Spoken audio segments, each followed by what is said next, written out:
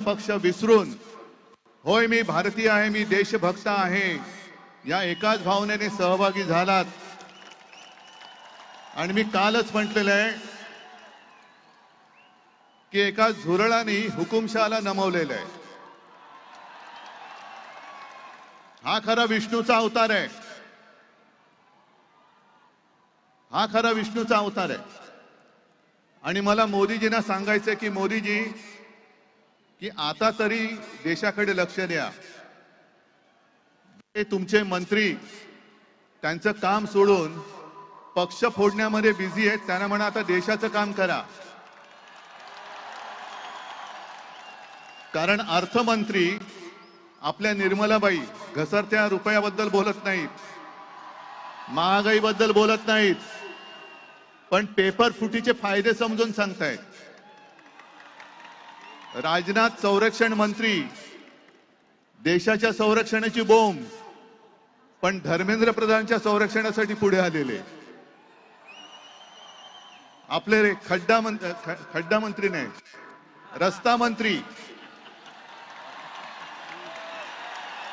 ते इथेनॉल वरती बोलतायत। हा पुढचा विषय नक्की आहे, इथेनॉल वरती बोलतायत ते। आणि मोदींना मला सांगायचंय की तुम्हाला तुमच्या लाडक्या धर्मेंद्रला मंत्रिमंडळातून काढताना किती यातना झाल्या, त्याही पेक्षा जास्त यातना हे आता आपण ज्यांना श्रद्धांजली वाहिली त्या मुलांच्या कुटुंबियांना, त्या मुलांनी जेव्हा जीव दिला तेव्हा झाल्या आहेत। या यातना आम्ही विसरू शकत नाही, विसरणार नाही। फक्त एकच विषय की ठिणगी आता पडले, देशभर वणवा पेटलेला आहे। लगेच आम्हाला विचारतात काय हो निवडणुकीला 3 वर्ष आहेत, निवडणुका गेल्या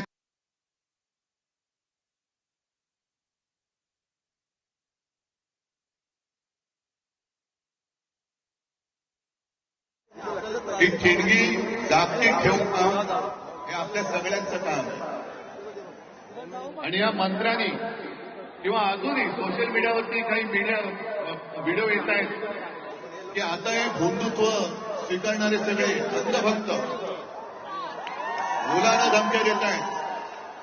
त्यांचे व्हिडिओ करा आणि पोस्ट करा, जिथे सापडतील तिकडे त्याला खरं हिंदुत्व शिकवा, राष्ट्रभक्ती शिकवा।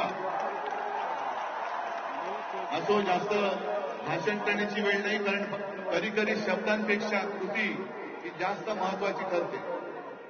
आणि खरोखर या तरुणांनी म्हणजे तुम्ही सगळ्यांनी देशाच्या इतिहासामधलं एक सुवर्ण पान दिलेलं आहात। तुमच्या शक्तीची, तुमच्या एकजुटीची नोंद ही सुवर्णाक्षरांनी आपल्या देशाच्या लोकशाहीच्या इतिहासामध्ये केल्याशिवाय कोणी राहणार नाही। मी तुम्हाला परत एकदा वंदन करतो। फक्त आता आलेली ही जाग जाऊ देऊ नका, सत्ताधाऱ्यांची मस्ती सहन करू नका।